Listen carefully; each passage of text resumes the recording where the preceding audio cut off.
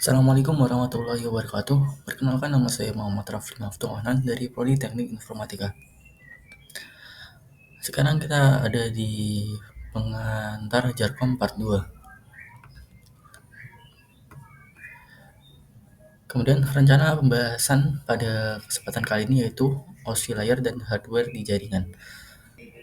Referensi. Untuk referensinya yaitu dari Fauzan BA 2013, Data Communication and Networking, dan juga Fauzan BA 2010, TCP atau IP Protocol Suite. OSI layer. Apa itu OSI layer? Model OSI atau Open System Interconnection diciptakan oleh International Organization of Standardization atau ISO yang menyediakan kerangka logika terstruktur bagaimana proses komunikasi data berinteraksi melalui jaringan. Dahulu komunikasi data yang melibatkan komputer-komputer dari vendor yang berbeda-beda. Masing-masing vendor menggunakan protokol dan format data yang berbeda-beda, sehingga ISO membuat suatu arsitektur komunikasi yang dikenal sebagai model OSI yang mendefinisikan standar untuk menghubungkan komputer-komputer dari vendor yang berbeda. Nah, untuk model OSI layer dibagi menjadi 7, yaitu physical layer, data link layer, network layer, transport layer, session layer, presentation layer, dan application layer. Untuk lebih jelasnya kita akan bahas lebih lanjut, yaitu fungsi dari OSI layer. Pertama, fisikal. Fungsi fisikal yaitu menentukan tegangan, kecepatan, besaran fisik, dan mengalirkan bit-bit antar device. Untuk data link, menyediakan akses ke media menggunakan MAC address dan melakukan error detection. Untuk network, yaitu menyediakan logical addressing untuk menentukan rute menuju tujuan. Transport, menyediakan reliable atau unreliable delivery dan mengecek error connection sebelum transmisi data. Untuk session, yaitu misalkan data dari berbagai aplikasi. Presentation, yaitu menyajikan data dan menangani proses seperti enkripsi data. Application, untuk menyediakan user interface atau UI yang nantinya digunakan oleh pengguna. Cara kerja OSI layer. Yang pertama, informasi berasal dari layer application. Informasi kemudian melewati layer presentation dan layer session. Pada tahap ini biasanya belum dilakukan informasi data. Informasi yang melalui ketiga layer ini disebut PDU atau Protocol Data Unit atau data saja. Kemudian setelah sampai di layer transport, data akan mengalami transformasi ke bentuk lain yang disebut segmen.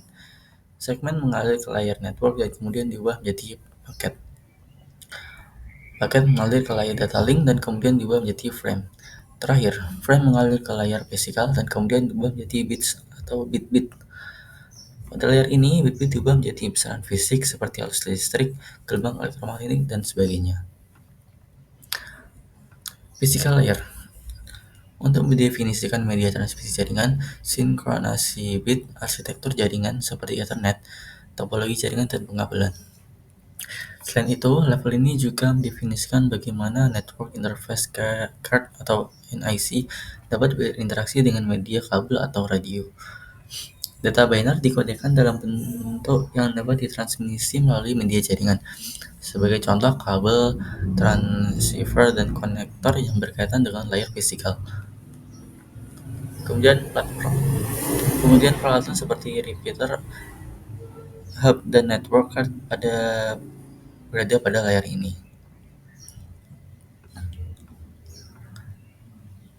Data link layer. Data link layer digunakan untuk menentukan bagaimana bit-bit data dikelompokkan jadi format yang disebut sebagai frame. Selain itu, pada level ini terjadi koneksi kesalahan, flow control, pengalamatan perangkat keras seperti halnya media access control address atau MAC address, dan menentukan bagaimana perangkat-perangkat jaringan seperti write, repeater, dan switch layer 2 beroperasi. Nah, cara mengecek MAC address di Windows yaitu kita bisa menggunakan command line dan menggunakan perintah di bawah ini. Sebagai contoh,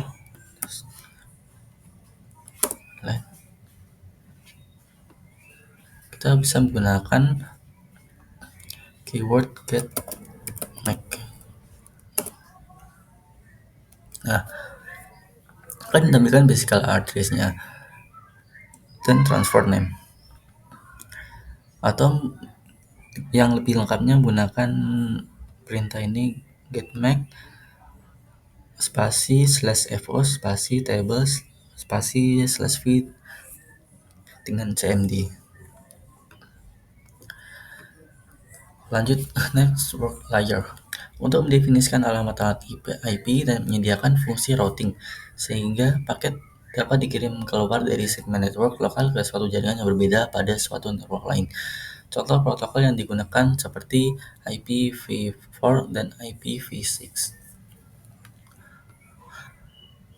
Transport layer.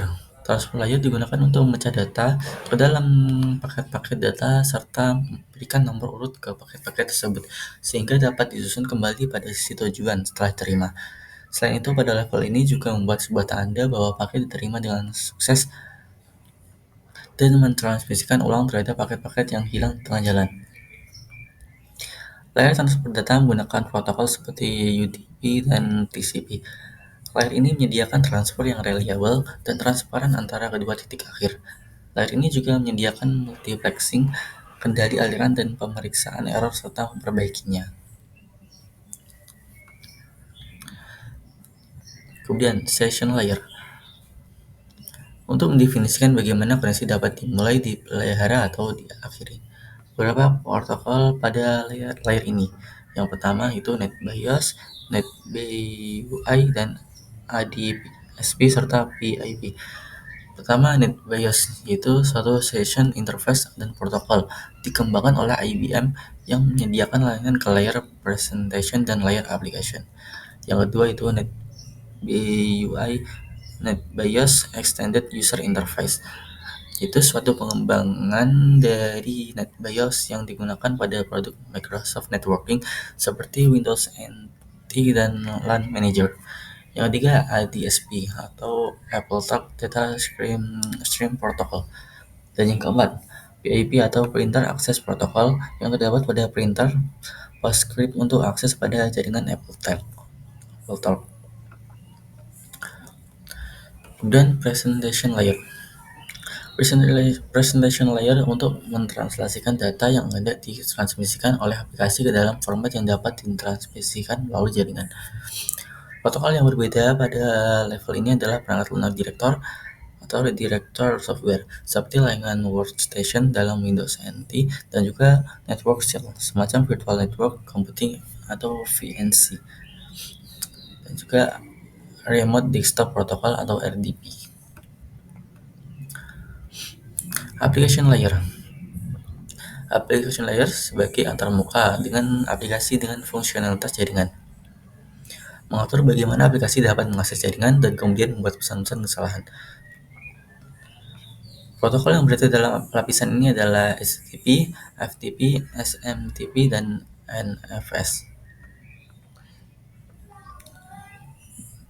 Kemudian HTTP sendiri dibagi menjadi dua, yaitu HTTP yang menggunakan port 80 atau 8080 dan HTTPS yang menggunakan port 143. Nah, kemudian kita akan beralih ke hardware di jaringan komputer. Hardware di jaringan komputer sendiri ada banyak ya, seperti router, switch, modem, access point, kabel jaringan, network interface card atau NIC, server, firewall, dan lain-lainnya. Selanjutnya akan dilanjutkan pembahasan simulasi jaringan sederhana menggunakan Cisco Packet Tracer. Demikian pembahasan yang sempat saya sampaikan. Bila ada kesalahan bisa dikoreksi. Wassalamualaikum warahmatullahi wabarakatuh.